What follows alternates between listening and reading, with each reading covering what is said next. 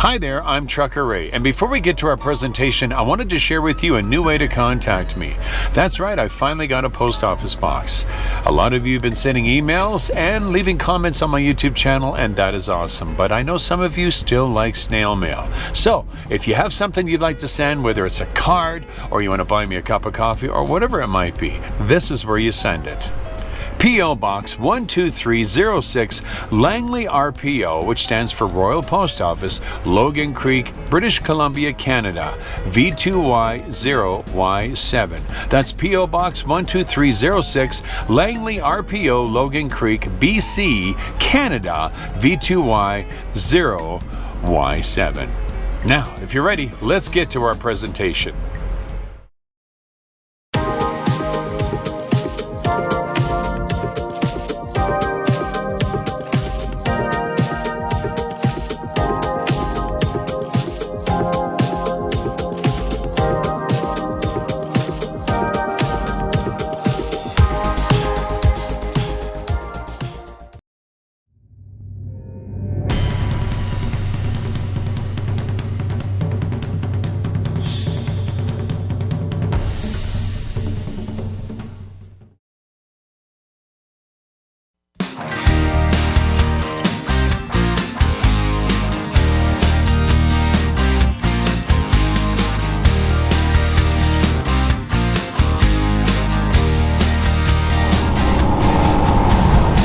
Hey friends, how are ya? I am Trucker Ray. Welcome to my channel. If you're viewing for the very first time, I share my journeys driving the highways of North America, and I love to share the gospel of Yeshua, Jesus Christ our Lord.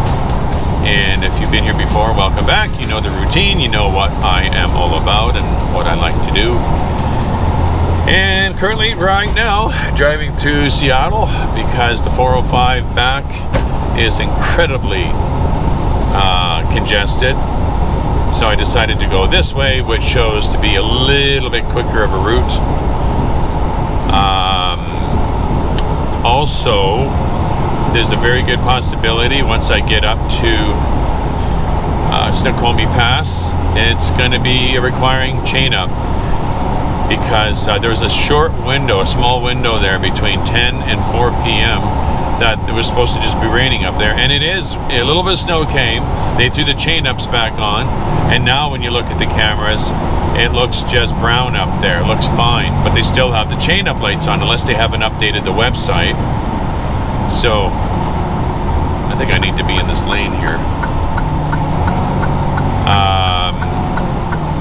And of course this guy behind, he won't even let me in. You gotta be kidding me. Look. Right, pay attention.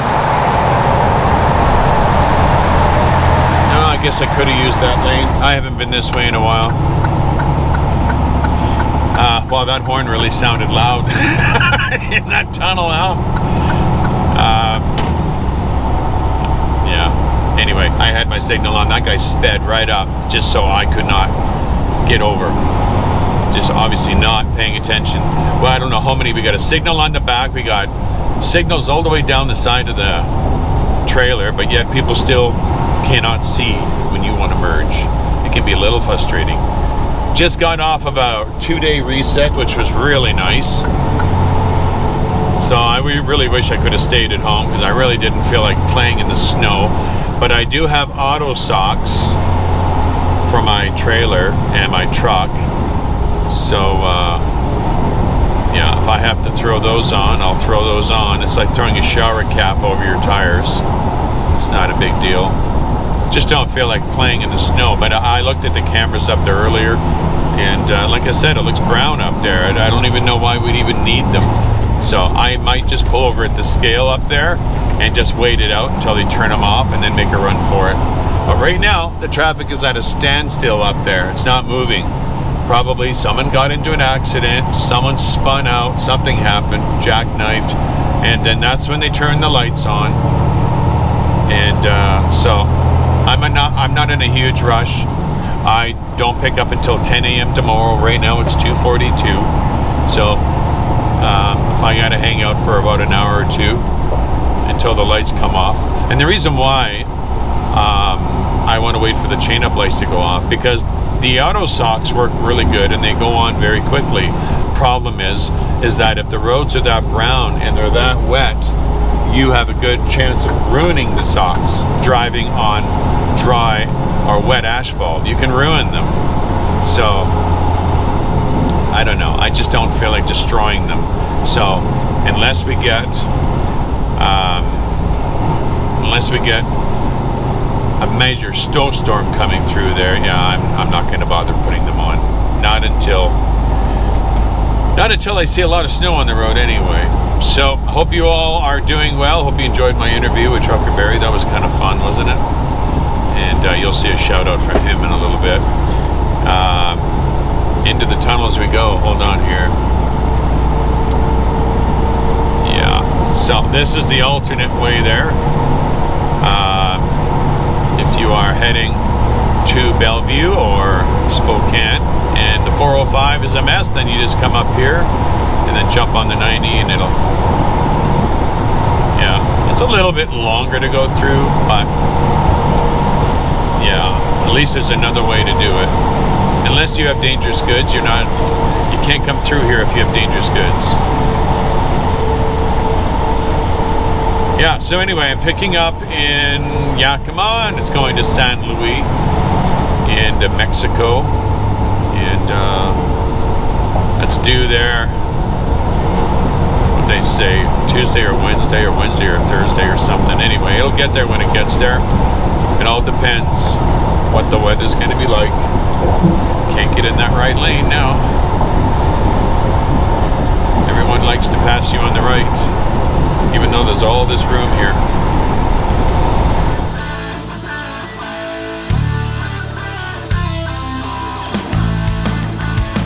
So this is a floating bridge, so is that one over there, which is kind of cool.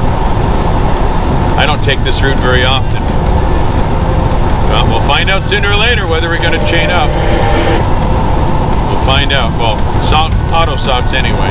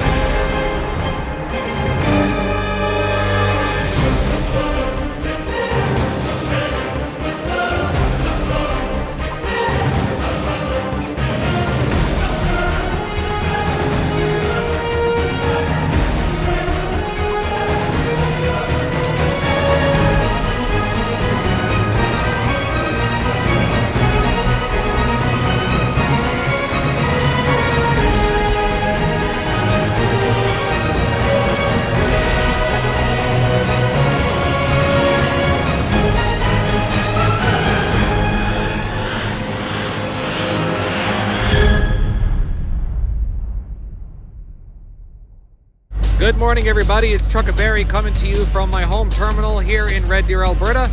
Just getting ready to head to Kindersley, Saskatchewan. I hope you're all enjoying this episode of Life on the Road with Yeshua and Trucker Ray. And remember, be safe, be good, and be blessed. See ya.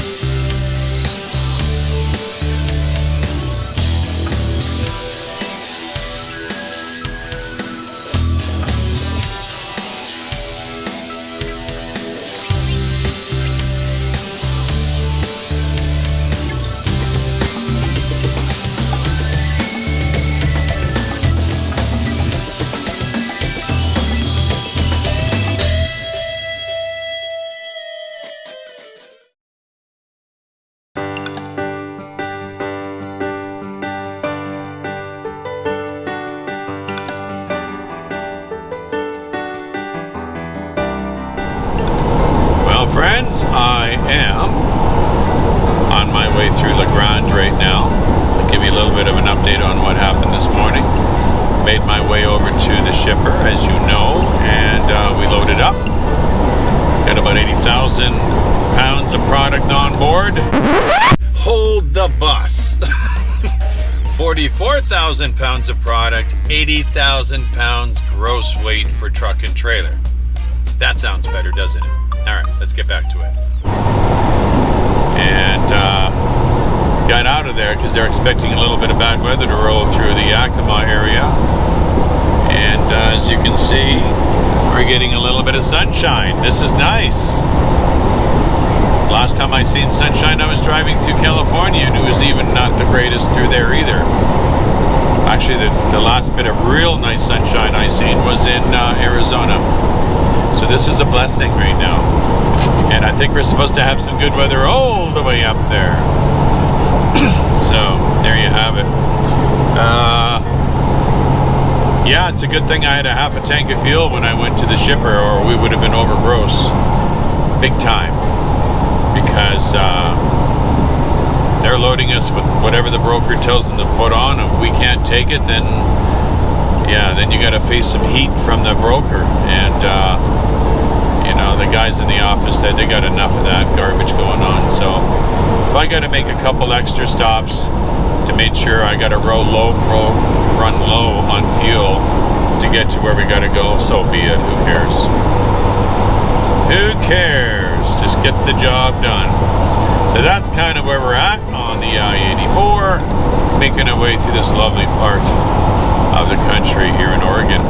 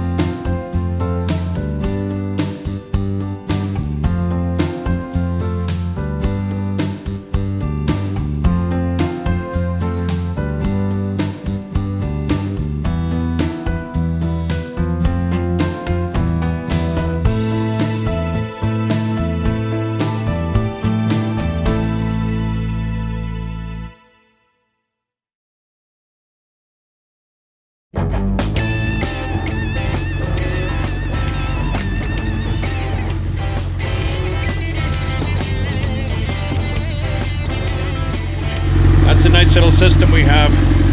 We can actually plug our power right into the reefer, so at nighttime, instead of running the truck, we just plug into the reefer, and the reefer keeps our batteries charged. It's actually quite brilliant.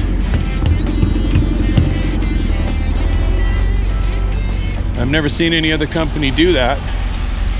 Yeah, keeps the batteries charged. You don't ever have to worry about dead battery in the morning. You can, if you have to sit any longer than one day, and yeah, you've got your reefer, say you got your load got delayed or whatever, yeah, it'll keep you nicely charged for a while.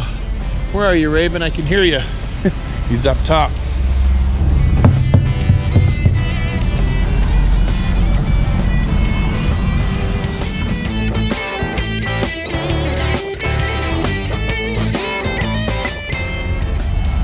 I always put my high security lock on at night. I don't put it on when I drive because all the junk gets in there. I forgot to take it off when I did my trip to Ontario, and I could barely get the lock off. I could barely get it off because of all the junk that got stuck inside of it. So what I did was I put a lot of motor oil inside and in the tumbler, and now I got the lock to work. But yeah, especially in the winter time, if you're driving around with these on, you're gonna get junk and stuff all inside there. And yeah, these locks aren't cheap. They're really, really nice locks.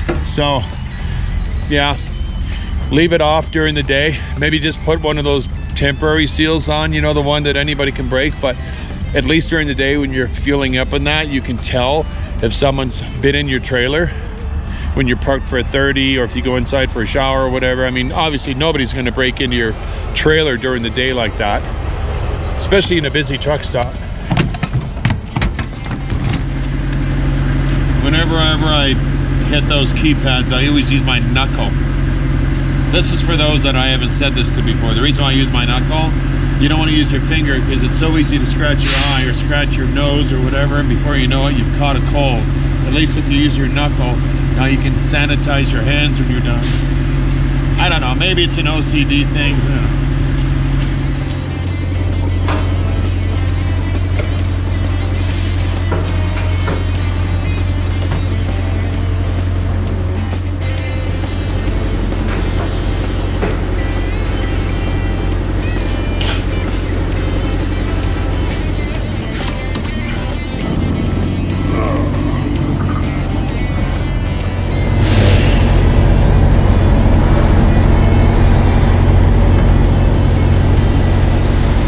Bone dry on this stuff. It's a good thing it was raining a little bit last night. Well, it was snowing actually.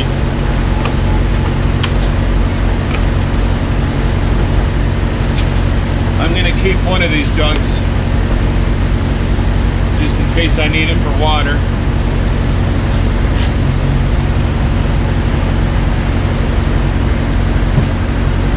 So you can usually get about almost 8 liters. Almost washer fluid in one of these reservoirs when it's empty.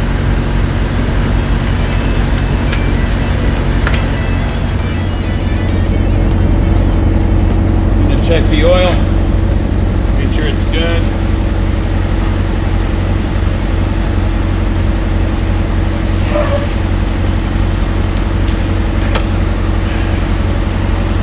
I like that these things are okay to do while you're fueling up. You got all access to everything you need right here, so there you go. Look at that. Looks good. Looking good.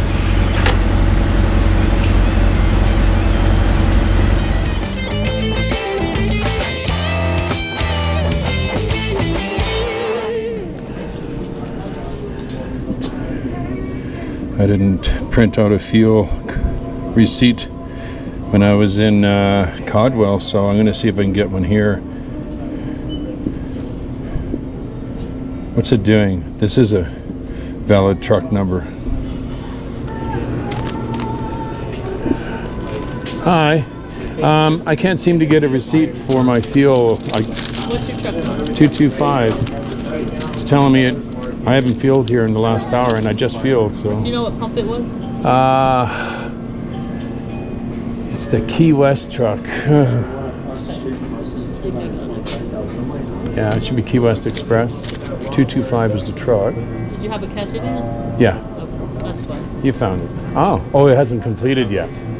Well, you have to come here to get your cash advance. And then I can get it? Yeah. Ah. Go ahead and sign. I don't do that very often, so now I know. But you'd think the machine would say, please complete your transaction, right? Instead of saying, sorry, you're hallucinating. Can I have 2 10s? Yeah.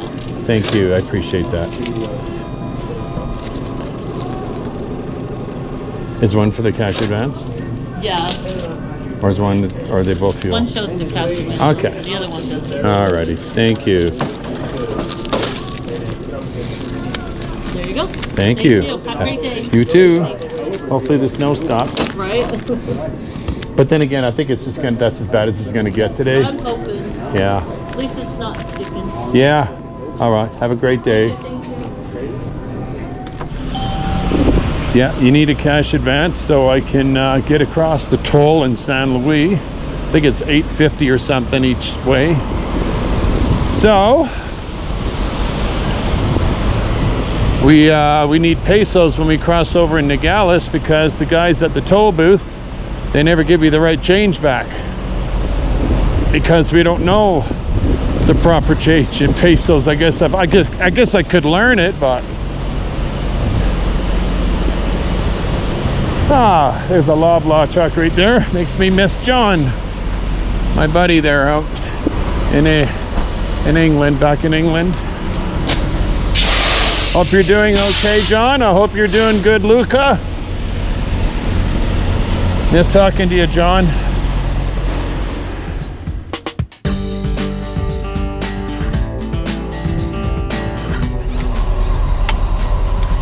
We're good to go.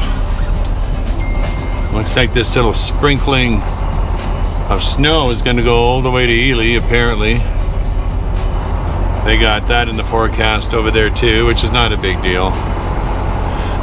You know, this kind of weather just keeps you honest. Keeps you honest, keeps you responsible out there, because there is a lot of irresponsible drivers out here on this 93. They're more interested in getting to a place quicker than they are regarding safety, and it happens a lot out here. So you got to be on your toes. There's always a four-wheeler trying to get by you. There's always another truck tailgating you. And they're always trying to get by you as fast as they can, and I'm not going to really mention it, but there's one specific license plate that's always in view on the trailer that's synonymous with really terrible driving out here.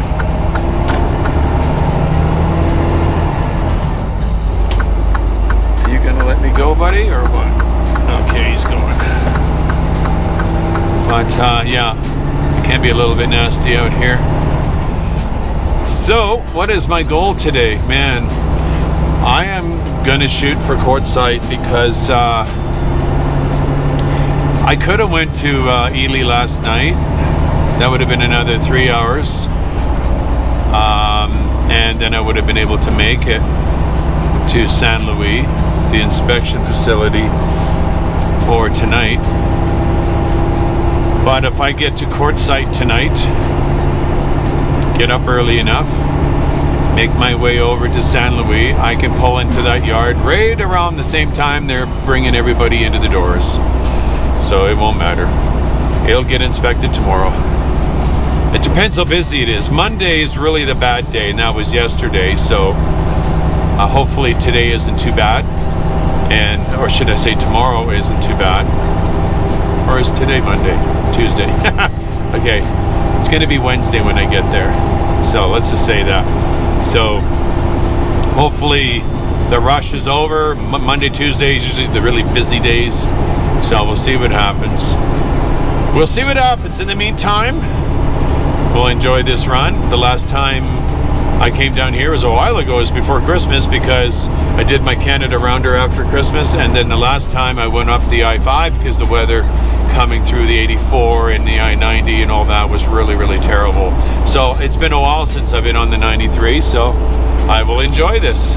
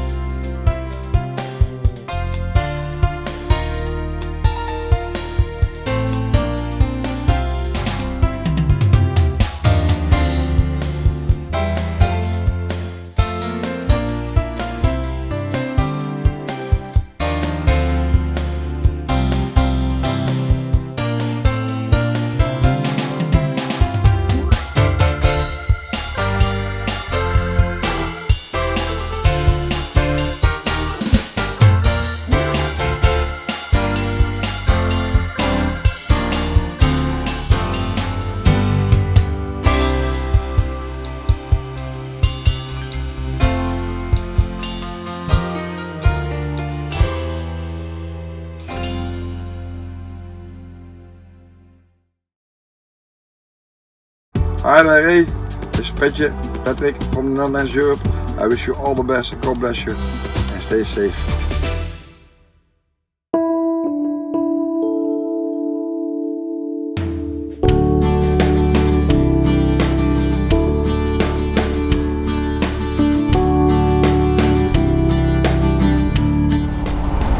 Good morning, my friends.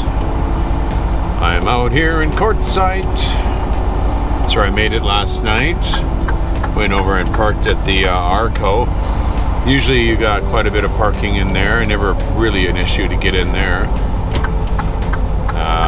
Yeah, trying to park at the Flying J is almost impossible unless you're there extremely early, because they have very limited parking over there.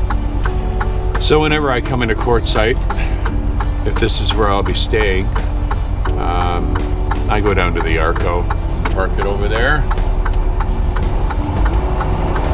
So I'm on my way now to their inspection facility over in Yuma. You got people out doing their exercising. All the snowbirds are out. Parked down here. You'll see a lot more of them once we get over this overpass and get down this stretch of the 95. You see a lot of them parked at all the little RV spots.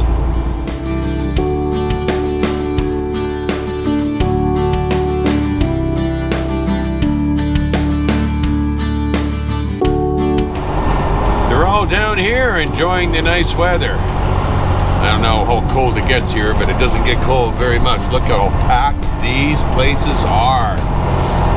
Wow. Big tent set up over there. They got an RV show over here. So these aren't obviously these aren't the snowbirds. The snowbirds are on the left. This is an RV show.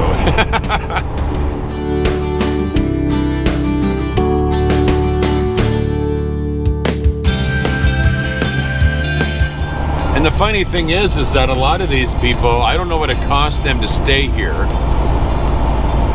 I don't know what it costs to stay here. But a lot of them are literally just right in the field. And I don't know if any of them have access to any kind of a dump, or some have access to electricity, some don't. They're just renting the spot.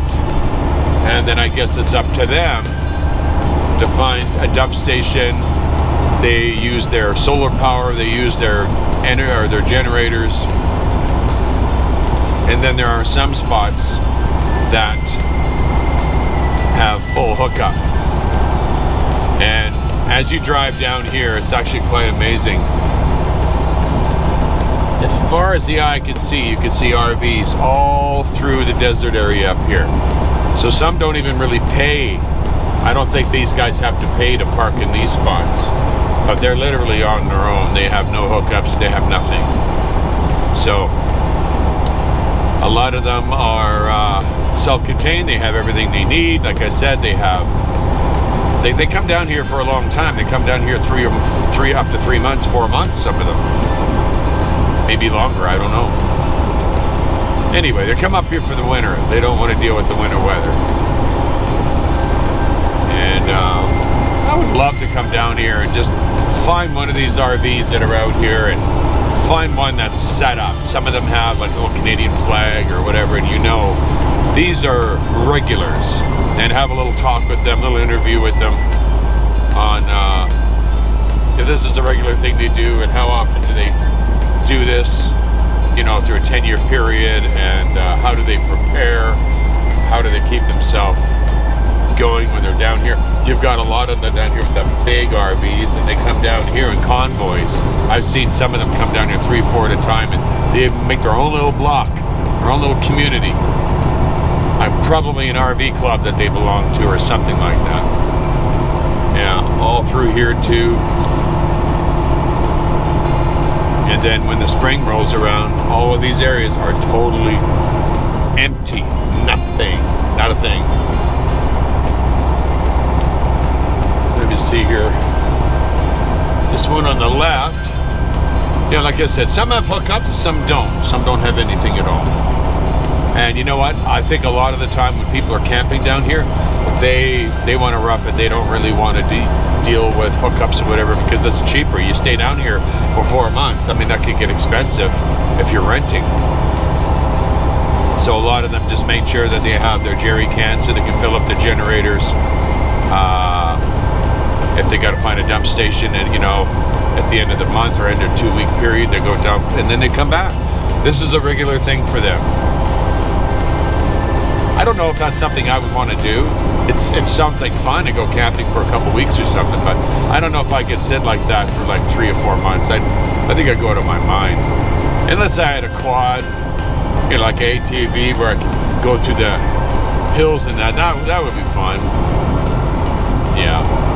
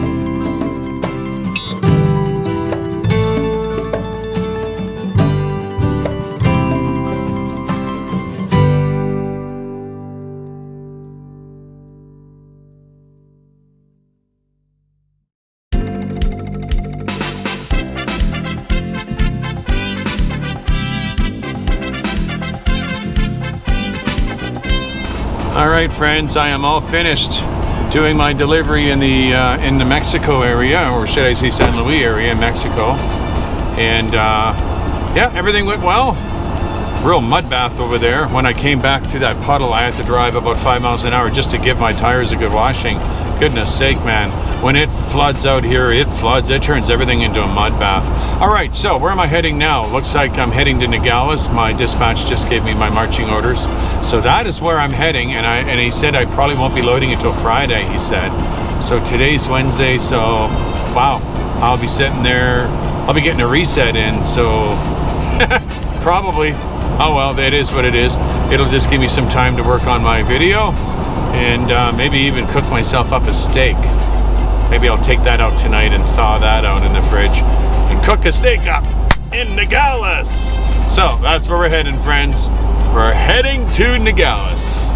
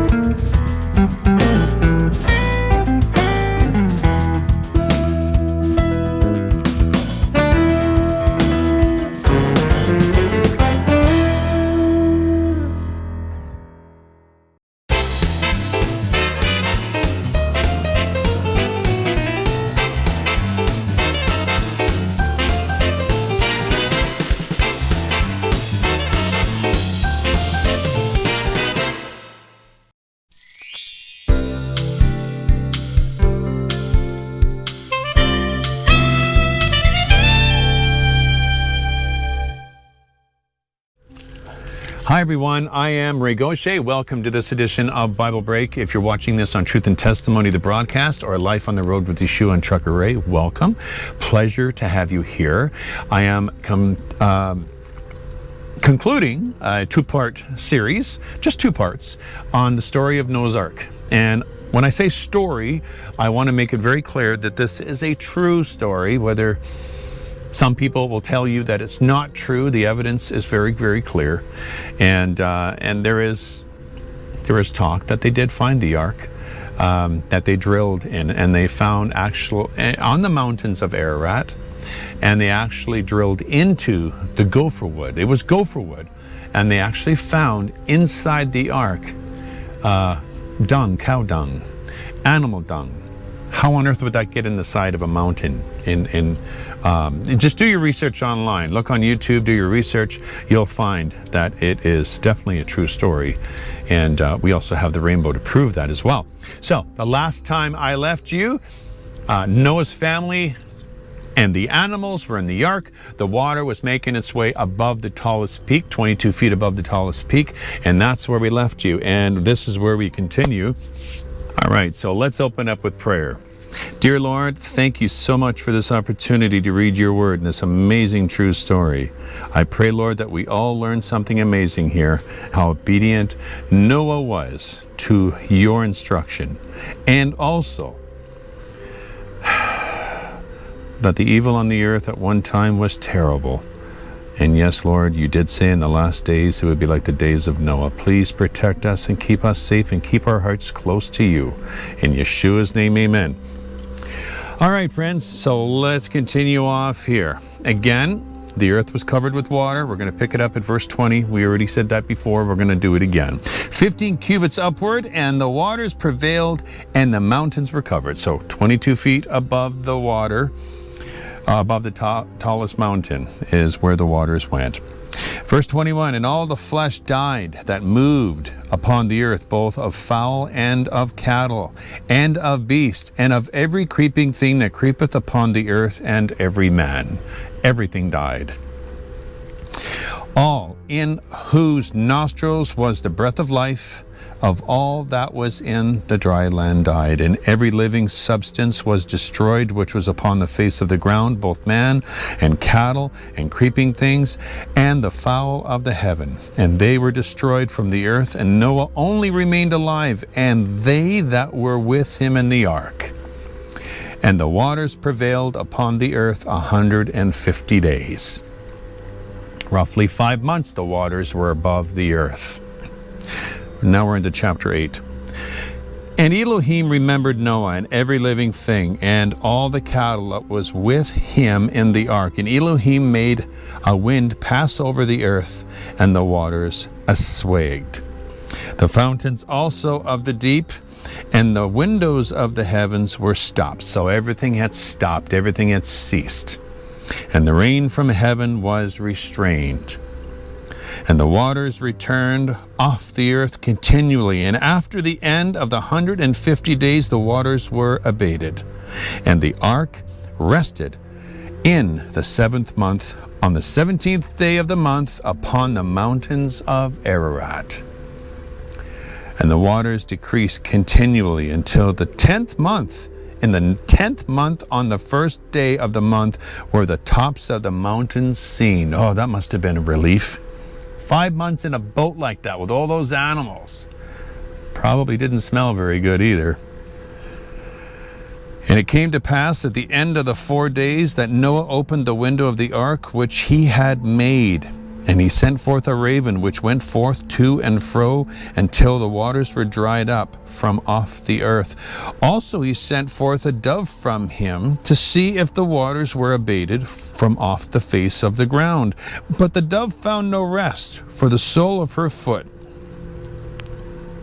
And she returned unto him into the ark, for the waters were on the face of the whole earth.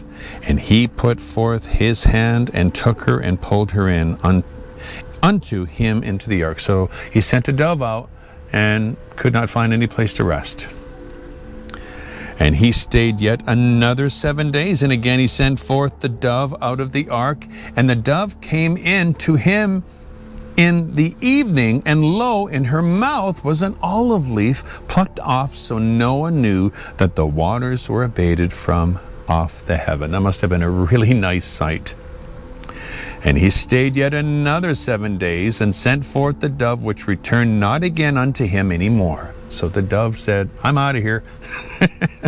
And it came to pass in 601st year, in the first month, the first day of the month, that the waters were dried up from off the earth, and Noah removed the covering of the ark. And look, and behold, the face of the ground was dry. Verse 13, and it came to pass in the 601st year, in the first month, the first day of the month, the waters were dried up from off the earth. And Noah removed the covering of the ark, and looked, and behold, the face of the ground was dry. And the second month, on the 7th and 20th day of the month, was the earth dried. And Elohim spake unto Noah, saying, Go forth of the ark, thou and thy wife and thy sons wives with thee. Bring forth with thee every living thing that is with thee, all the flesh, both fowl and the cattle, and of every creeping thing that creepeth upon the earth, and they may breed abundantly in the earth, and be fruitful and multiply upon the earth. Imagine being on the earth with all those men, all that living creatures and everything, all gone, and you're the only ones alive on the planet. Imagine that. And Noah went forth, and his sons and his wife and his sons' wives with him, every beast, every creeping thing, and every fowl, and whatsoever creepeth upon the earth, after their kind went forth out of the ark. Verse 20, and Noah built an altar. And this is where the pure animals come in. And unto Yahweh he took every clean beast of every clean kind fowl, and offered burnt offerings on the altar. And Yahweh smelt a sweet savor. And Yahweh said in his heart, I will not again curse the ground any more for man's sake, for the imagination of man's heart is evil from his youth. Neither will I again smite any more every living thing as I have done. Yeah. While the earth remaineth seed time and harvest, and cold and heat, the summer and the winter, and day and night shall not cease. So everything just went back to normal, but it was all new. Verse 9, and Elohim blessed Noah and his sons, and said, Unto them be fruitful, and multiply, and replenish the earth. And the fear of you and the dread of you shall be upon every beast of the earth, and every fowl of the air, upon all that moveth upon the earth, and upon all the fishes of the sea. Into your hand are they delivered. You will be master over every living thing on the earth, he's telling them. Every moving thing that liveth shall be meat for you. Excuse me. Even as the green herb have I given you all things. But flesh, and this is important, this part here, but flesh with the life thereof, which is the blood thereof, shall ye not eat. So, those of you that like a steak with blood in it, it's not good in God's sight. You're not supposed to eat anything with blood in it. Nothing. Nothing with life in it. If blood is still in the meat, there's still life in it, and you're not supposed to eat that. That is not kosher in God's eyes. And surely your blood of your lives will I require, at the hand of every beast will I require it, and at the hand of man. And so more or less, you eat meat with blood, you will lose your life, because it is a no-no. You're going against God's commandment. He said, don't do this. And at every man's brother will I require the life of a man. So if you kill another human being, death penalty. So the death penalty has been around a long time. Who sheddeth man's blood by man, shall shall his blood be shed, for in the image of Elohim made man. You take a life, you lose yours. And you be ye fruitful and multiply, bring forth abundantly in the earth and multiply therein. And Elohim spake unto Noah and to his sons with him, saying, And I behold, I establish my covenant with you and with your seed after you, and with every living creature that is with you, of the fowl, of the cattle, and every beast of the earth, with you from all that go out of the ark to every beast of the earth. And I will establish my covenant with you, neither shall all flesh be cut off any more by the waters of a flood, neither shall there any more be a flood to destroy the earth. He said he would never destroy the earth with a flood again. And Elohim said, This is the token of the covenant which I make between me and you and every living creature that is with you for perpetual generations. Never, ever again will he do this, he said. I do set my bow in the cloud, his rainbow, and it shall be for a token of a covenant between me and the earth. And again, this is not a symbol of a certain organization or a group of people. This is God's covenant. His rainbow is his promise that the earth will never be destroyed again by water. And it shall come to pass when I bring a cloud over the earth that the rainbow, the bow, shall be seen in the cloud, and I will remember my covenant, which is between me and you and every living creature of all flesh, and the waters shall no more become a flood to destroy all flesh. And the bow shall be in the cloud, and I will look upon it, that I may remember the everlasting covenant between Elohim and every living creature of all flesh that is upon the earth. And there you have it, friends, the story of Noah's Ark. Amazing story, and the second half of this wasn't obviously as detailed. I didn't have to explain too much. It was very self-explanatory. But again, this is a true story. If you're new to Christianity and you really haven't gotten into your Bible and read it, you got to read it. It's amazing. This indeed is a amazing true story. And there's a lot of incredible history in the book of Genesis. Just Genesis alone. It's just amazing. So here you are, a story, a true story of a man who acted, who walked with God, who was obedient to God, who probably went through massive ridicule for 100 years or so while he was building this huge ark. And he probably evangelized and tried to share the gospel and tried to share with them what was coming, and nobody listened because every man's heart was full of evil. And the only ones that escaped this destruction of the entire planet by water was Noah, his 3 sons, and his wife and his 3 sons' wives, and 2 of every animal, and of course the 7 of clean beasts and fowls. And that's it.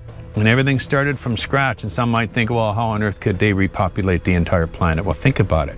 600, what did it say? 600 or I can't remember what they said the year was, but look, just get an idea of this. What was the population of the earth, say, back in the 1900s? I don't even know what the number is, but I do know now it's about 8 billion. So if you think about it in the 1900s, that's just a century. Say 2000 or 1924. Okay, 100 years. I don't know what the population of the earth was back then. I would like to assume it was probably closer to maybe 3 or 4 billion. Maybe not even that much. Now it's literally doubled in 100 years. Imagine how that, as it populates and populates more and more and more. Yeah, so it is possible. If the earth was populated with Adam and Eve, it certainly can be populated when you have 3 sons and with their 3 wives. It didn't take them long. But of course, as we look after that in history, evil continues on the earth. Well, friends, I hope you enjoyed this mini-series on Noah's Ark, and I hope it blessed you. Until next time, whether it's myself or Adrian Scott at the helm, God bless you all in the name of Yeshua. Bye for now.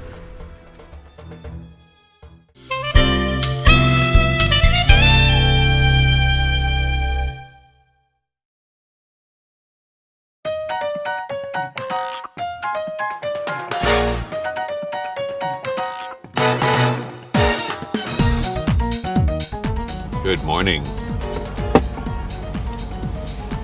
I am at my very first pick. That's right, I received my marching orders yesterday afternoon. This place I've been to several times, CMV, CMMV, and 3 or 4 other names on the building. I guess it's a cross-dock cooler for multiple companies. And then my second pick is Divine Flavor, which is just up the hill, which is a really nice big facility. You're always in and out of there really quick. This place, on the other hand, is a little different. Sometimes you can be sitting here all day. So what I'm going to do is I'm going to wait for these guys to open up. I'll check in. I'll get the scoop on whether or not the product is here. If it's not, then it's probably going to be all day. And then I'll give the other place a call and see if my product is ready over there. If it's ready over there, then I may go over there and get that first. It all depends on the weight. I'm picking up tomatoes here. I'm picking up mixed produce over there. I don't know what the weight is over there. And if it's tomatoes here, we're probably looking at, by the looks of the load, it's about 20,000 pounds. And I don't want to be putting 20,000 pounds on the back of the trailer and a light load on the nose of the trailer. So got to find out what I'm loading. So I'll be calling the other place when they open up to find out what exactly they're going to be loading me with. And if it's Consolidation, well, I'll be heading over there first because that's always priority. So I had a really good reset, really nice relaxing time. I had a chance to work on some video and testing out some new audio adjustments I'm making with my video software and everything, and I'm really liking the results. Yeah, it's been good. It's been good. I wanted to bring to my prayer family's attention, if I could have your guys' attention for a minute. I have a good friend out in Moose Jaw, Saskatchewan, Philip, and he is asking if you guys would please pray for his wife. She needs to get in for some surgery. I don't know the details, but apparently it's something that needs to get done really fast, soon. And she's on a waiting list right now. So would you please keep her in prayer? Her name is Tammy. There will be a cancellation or something like that where she will get in as soon as possible to get her surgery done. If you could do that. And also Philip and Tammy are having some issues with their marriage, and a lot of it I think has to do with outside interference. That's all I'm going to tell you, and I think Phil would agree with me on that. So could you also pray that Philip and Tammy would reconcile and they would be together again within the next few months, and that their marriage would be reconciled, they'll be going to church together again, and that this outside interference would kind of go away. That's what we're praying for. So again, that Tammy, please pray for Tammy that she would get in to her surgery as soon as get a surgery date as soon as possible, and that their marriage should be reconciled. Thank you, my friends. I really, really do appreciate it.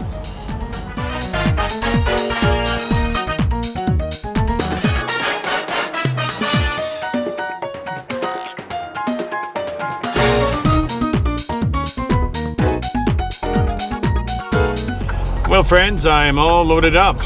What happened is this other place that I went to earlier, as you know, I guess it was going to take a while for the product to show up. They didn't know where it was. They didn't know if it was still in Mexico. So the other pick that I had, they were ready for me. So I went over there and loaded over there. And as soon as I'm over there in the door, they phoned me over here and said they're ready for me. I'm like, oh, I thought the stuff was in Mexico. So it's kind of funny, actually. So got loaded up over there and came over here. They put me in the door right away, and yeah, we're all loaded up, and I'm heading now over to the pilot to weigh myself to see what the weights are like, and hopefully they're good. They seem to be okay on the drives. When I come to a full stop, I'll know in a hurry, but whenever you need to come to a stop, that never happens. You always end up with green lights. You know the way it is. So hopefully the weights are good.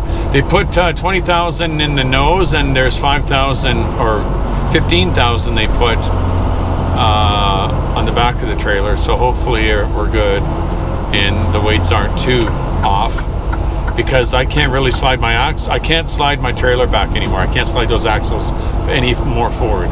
If I do, it'll be illegal. So I'm really hoping that everything works out good.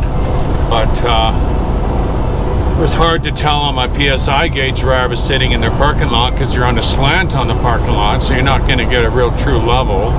So, but it won't be far from here where I find out what my weights are. So we'll know once we get to the pilot.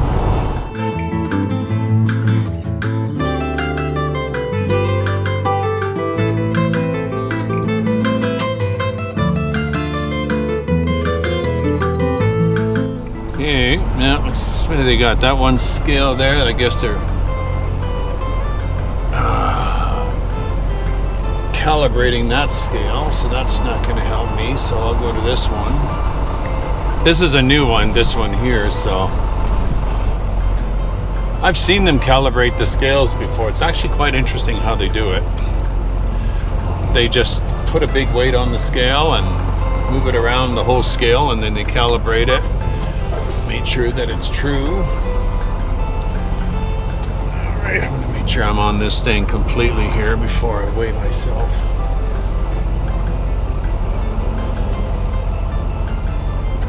Just gonna make sure no one pulls right in behind me.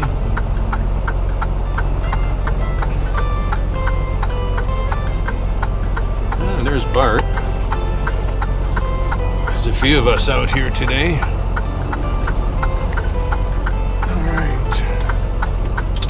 Good here. All right.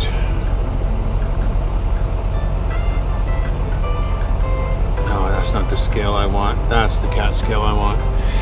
Okay, got to write the license plate number, everything down on it, so it's all legit. That's the nice thing about this app. So the number is 6331. Hopefully it works.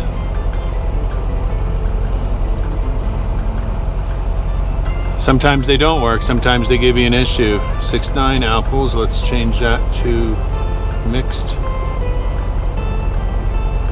produce.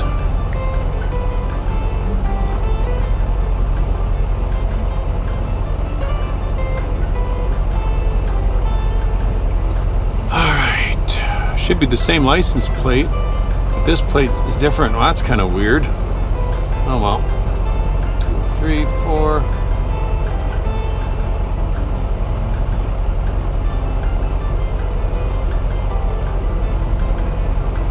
All right, see what happens here. I might have to move. No, I don't have to move my weight. Something went wrong. Oh, you got to be kidding me. Come on. This is what it did to me last time. Oh, I don't believe this. Unbelievable. Why is it doing this? Okay, I don't know if it's my issue. I don't know if it's an issue with my Wi-Fi. Let's turn off the Wi-Fi and see if that helps it. Sometimes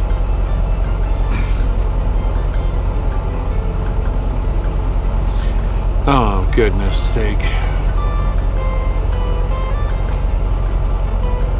Okay. Maybe it's it might be out of service because of their calibrating. So I'm going to go over to the Loves. Forget it. I don't have time for this. I'll go to the Loves. Besides, it's too much of a pain in the butt when you need to slide anything around here.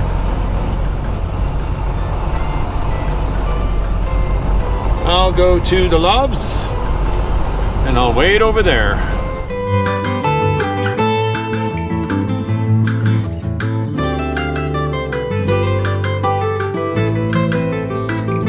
If this scale messes up, well, then I'll just park it and go inside and pay for it. They'll reimburse me for it. I'm not worried about it. But I like to have the scale ticket because it actually mails it to the office, and then they get it. And then they know exactly the weights.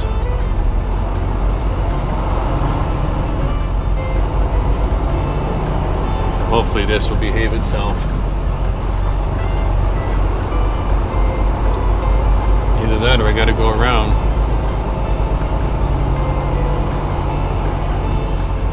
I'll try it again.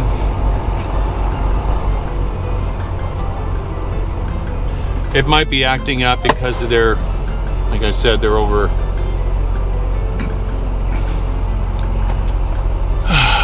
34062.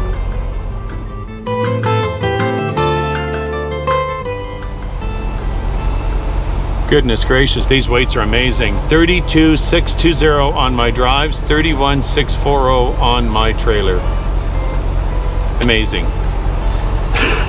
76,180. Woo! Oh, that is so sweet.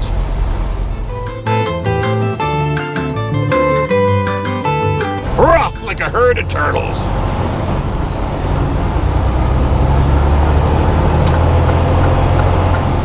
Glory to God.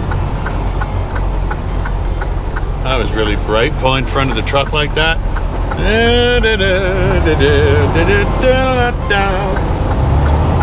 Gotta love these weights. Gotta love these weights. There's Don.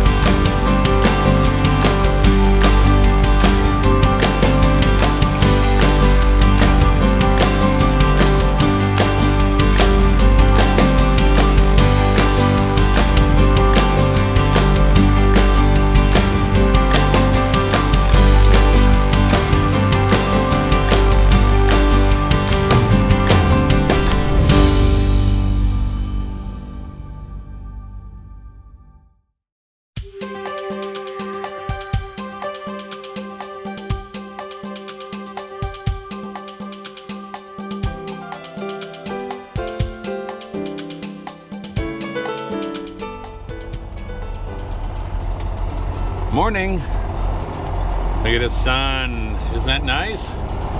Ah, it's so nice to wake up when you see the sunshine like that. But that's kind of normal out here in Arizona. You don't see sunshine. It's because of flash flooding coming or happening. But it's gorgeous out. So I am on my way. Boy, I had a lot of sleep last night. I must have really needed it. I think I fell asleep at like 10 and didn't wake up again until like, well, I woke up at like 5 like I normally do. My body's like, go back to sleep. So I did. So yeah, it was pretty good rest. I'm really happy with that. I feel just full of energy and yeah, I feel really good. And I think the drive there, or today, is going to be really good. I mean, I'm going to probably make it to Jackpot today. I was going to just shoot for Wells, but you know what? I probably have more than enough time to get to Jackpot. Any further than that, and you got to try to squeeze into someplace in Jerome, and that is not going to happen, I don't think. So I'm just going to shoot for Jackpot, and then from Jackpot, get to Cle Elam, which is right at the scales over there, and then shoot Monday morning, get into Langley early. And I think they're going to turn me right away, so do a turn and burn as soon as I get into town, because I did the reset while I was in Arizona, so why not? No point on sitting around, and the weather's going to be good, so I might as well get in and get out of there before any bad weather comes back again, which is supposed to come a little bit later in the week. It's supposed to cool down again. So yeah, this is Parker, and there's actually quite a bit of town here, little downtown core and streets over there. One of these days, friends, I'm going to do a exploring the USA with Trucker Ray, and I'm going to do Parker, and I'll just have to arrange it where I'm making my way into town or making my way to San Luis or wherever it might be. And hopefully I'll have an extra day on my hands, and then I can stop here and do a video shoot here. It's quite a town. It's quite spread out, and I think a lot of people come here too as well. I think there's got to be RV places around here in Parker. I just don't know where they are. I haven't seen them, but it is quite spread out. They even have a Walmart here and everything, so it's not like a tiny little town by any means. Ah, man, just look at the way the sun is shining on those mountains over there. Yeah, so looking forward to a good day of driving today. Praise the Lord. This is the day that the Lord has made. Amen.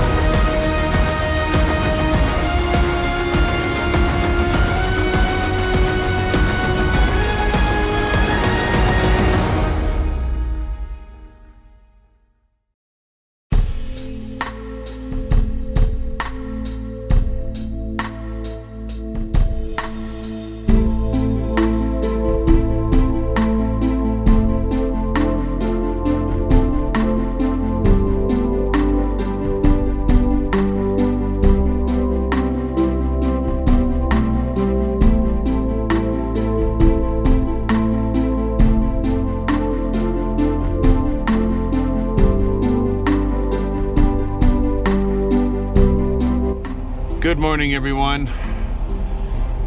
It is an early one, yes. I made it out here to Jackpot last night over at this Love's. This is not a bad little place. The parking lot's not that huge, but it's spacious. There's lots of room to back in. Anybody can back into a spot when you're here. Very clean facility, very new facility. It's only been here 3 or 4 months.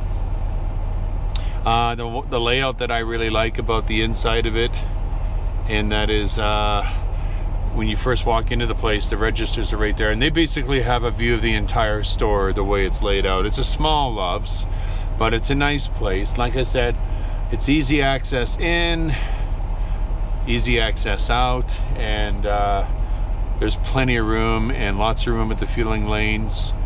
I heard rumor that we're going to be fueling up if we choose to at Love's, that we're getting Love's cards, but I haven't gotten one yet. I think if we do have one, it's probably still at the or at the office. I haven't got it yet. So yeah, you're probably wondering, what am I doing up this early? Well, I figure if I get a move on here in another 10 minutes or so, my 10 is going to be up. I fell asleep pretty early last night, so I got about 13 minutes left. And I make my way to Cle Elam. That's where I'm hoping to get to. Maybe I can get there by 1:30. If I get there by 1:30, I might just shoot for the TA, because you can get into that TA up there in North Bend, up on Snoqualmie Pass area, or on the other side of the pass, if you get there early enough. So if I get there early enough, I may be able to get in there, get over the pass and get in there. They're not expecting any kind of bad weather over the pass. It's supposed to be warm temperatures. So if anything, we're going to run into some rain, which wouldn't be a bad thing, because my truck is absolutely dirty and we haven't been able to wash it because the power washer has been frozen up at the yard. So a lot of us are running around with very dirty trucks because we got no way to wash them. I know we could go to a wash bay, but I don't think we have accounts anywhere at any wash bays to wash our vehicles. So hopefully we run into some really good rain, and it'll give it a bit of a wash anyway, because I got a lot of dust, a lot of dirt sitting on the back of my catwalk and everything, and on the side of my truck. It's not very pleasant, but there's not a whole lot you can do. This is what you can expect in the wintertime. Yeah, trucks get very, very dirty. So I'm just going to finish up my my 13 minutes left, or 10 minutes left. I'm going to jump into my Bible and do a little bit of reading, which I always recommend that everybody do first thing in the morning. It's a great way to start your day. And yeah, and then after that, I've already done my pre-trip. I've already walked around. As I've mentioned this 100 times before, but if you're new to the channel, I always do my pre-trip before I even go on duty, because that's my free time. I can do whatever I want. I'll go around, I'll do my pre-trip, check my fluids, check my tires, everything good to go, because you never want to start your pre-trip on your e-log and then find out you got a flat tire, or something's mechanically wrong, or there's an issue. Now your clock is started, and now you got to wait for a repair, and now a quarter of your clock is going to disappear by the time your repair guy is finished with you, and you're only going to be able to drive maybe 8 hours of your day. So I always do my pre-trip before I go on duty. That way I know for a fact that everything's good to go, and my clock is I'm going to be able to use all of it. So there you go. All right, guys. Yeah, like I said, I'm going to jump into the Bible and then we'll get going.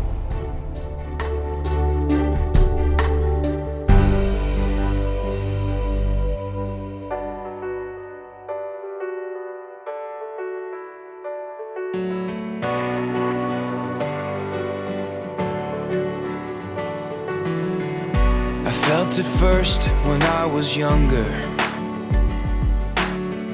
a strange connection to the light.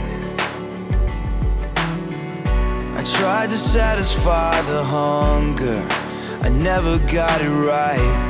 I never got it right. So I climbed a mountain and built an altar, looked out as far as I could see. And every day I'm getting older, I'm running out of dreams, I'm running out of dreams. But your love, the only thing that matters. is your love, your love. That's all I have to give. Your love is enough to light up the darkness. It's your love, your love. All I ever needed is your love.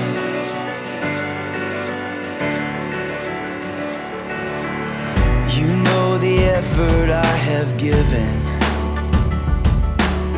and you know exactly what it cost. And though my innocence was taken, not everything is lost. Not everything is lost. No. But your love, the only thing that matters is your love, your love. That's all I have to give. Your love is enough to light up the darkness. It's your love, your love. All I ever needed is your love.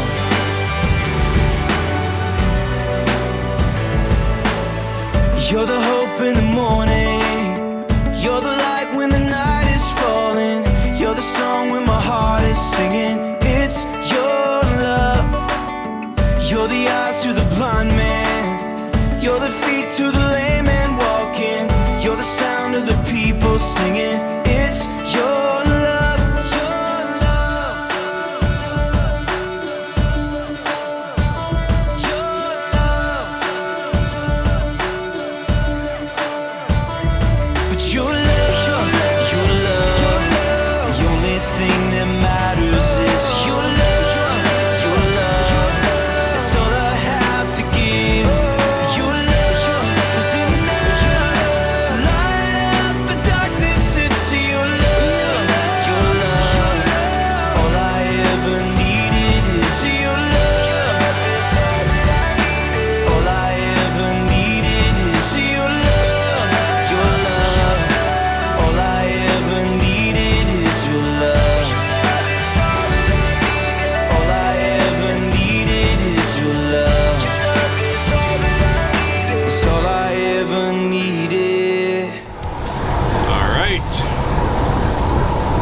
I'll tell you something. It sure does pay when you get up really extra early, and your day pretty well is, well, your day is over. Your day for driving is over until like 2 o'clock in the afternoon. You gotta like that. Oh yeah, I like that. And you know what? Even if I went over the hill there and made it into the TA, it wouldn't make any difference because I'm still gonna get up probably at about 5 a.m. and leave it around the same time if I was there. But here I gotta leave about 4:30, just so I know for a fact I'm going to beat all that traffic. And because it's such an early night, I will have no problem getting up at 4:30. As a matter of fact, I always end up beating the alarm clock. The alarm clock always rings way after I'm driving. I'm like, oh, shut up.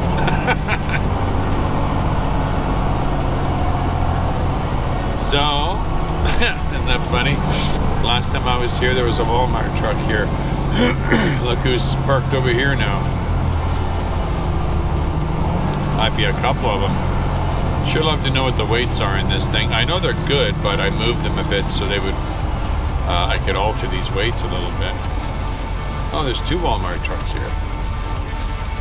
So yeah, see, they never turn. Oh, look at that. The scale is on. I don't believe it. It's actually on. 31. All right.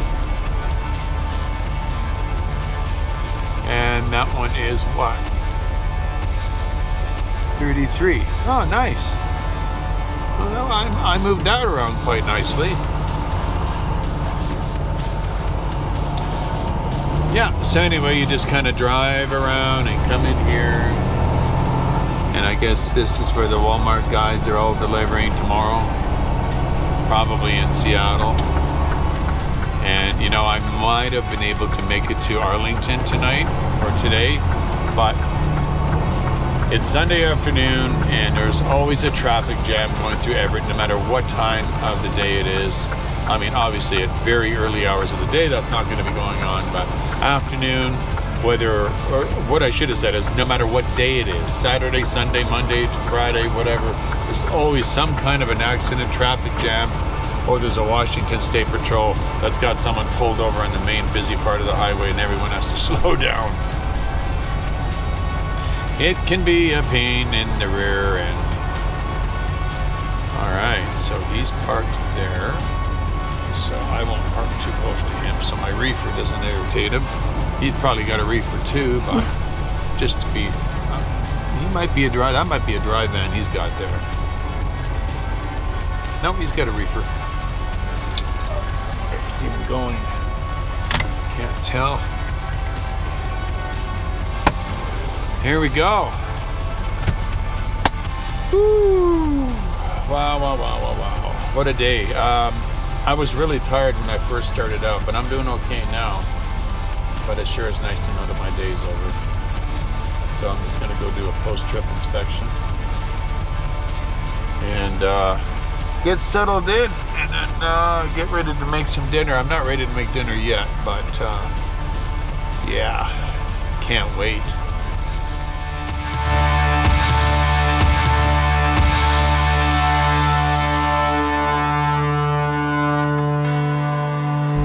Well, friends, I was going to make myself a steak, but I'm just too tired.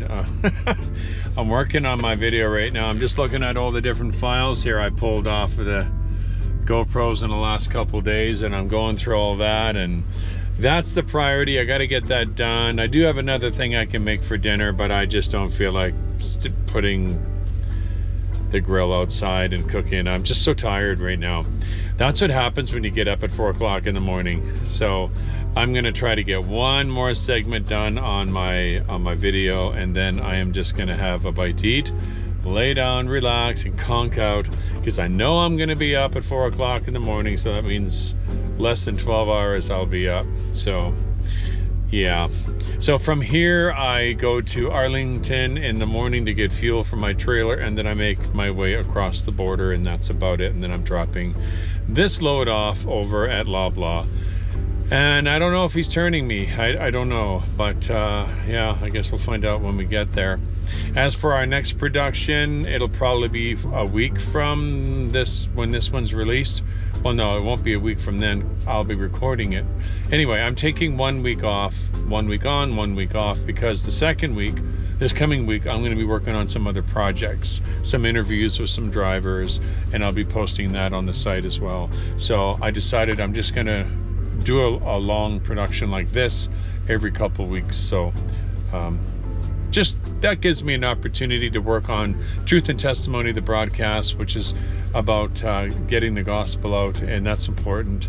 And of course my other projects that I want to do, like interviewing some other drivers out there, kind of like what I did when I was talking to Barry, but a little bit more in depth. And I'll probably have another chat with Barry too during those segments. And I'm not going to reveal to you yet what the segment, the new feature, is called. You will see it when it is debuted and it is revealed. So friends, I just want to say thank you so much for joining me. If you liked the video, please do like it and subscribe to the channel. It helps others find it when you do that. And yeah, feel free to share it if you know someone that might enjoy it. And yeah, I do hope that you liked it. Leave a comment on the bottom if you wish to. And my friends, I'll say this: God bless you all in the name of Yeshua. Until next time, bye for now.